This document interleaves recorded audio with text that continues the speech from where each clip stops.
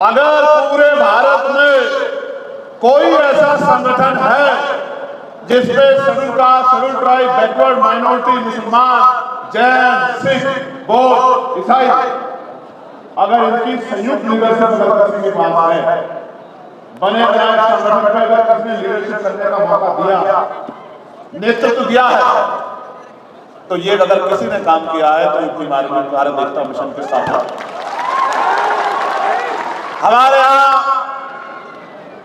जो अमर ज्योति जी हमारे नेता नेतृत्व करते हैं, वही राजस्थान में जितेंद्र अठवाल साहब नेतृत्व करते थे। ये बात मैं क्यों कह रहा हूं? क्योंकि आपको पता होना चाहिए कि एक ऐसा संगठन और एक ऐसे समय में बना है 2014 में, जब देश के अंदर भारतीय जनता पार्टी की सरकार हुकूमत पे आई और भारतीय संविधान पे खतरा मंडरा रहा था।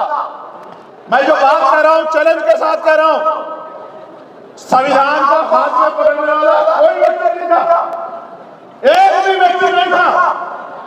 दलितों पे, पिछड़ों पे, मुसलमानों पे जुल्म होता था, व्यक्तियों के साथ रेप हत्या होती थी, मारकर लटकाया जाता था, राजस्थान के लोग जुल्म करके अत्याचार होता था, किसानों के साथ, नौजवानों के साथ, पहलवानों के साथ, कर्मचारियों के साथ। और बड़े बड़े नेता डर के क्या तो एनडीए में घुस गए या राजनीति को कमजोर करके पीछे बैठ गए।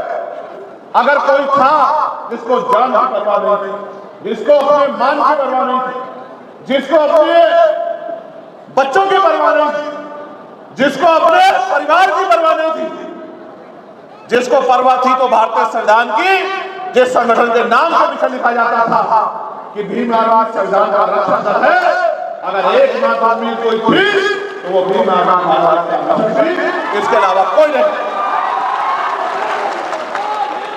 कहीं भीम आर्मी का नेतृत्व, कहीं भीम आर्मी का नेतृत्व किसी प्रदेश में शेड्यूल कास्ट कोई और जाति करती, तो कहीं दूसरी जाति करती, कहीं तीसरी जाति करती, कहीं चौथी जाति करती। ये एक ऐसा संगठन है जिसके अंदर सामाजिक न्याय है। कहीं इसकी रखवाली, इसका नेता पासवान समाज का व्यक्ति, कहीं इसका नेता वाल्मीकि समाज का व्यक्ति, कहीं इसका नेता पासी समाज का व्यक्ति, कहीं इसका नेता चमार समाज का व्यक्ति, कहीं इसका नेता महार समाज का व्यक्ति। ये बात मैं क्यों बता रहा हूं? जहां संघर्ष करने की योग्यता पैदा हुई है, वहां भी मार्ग नेतृत्व देने का काम किया। मैं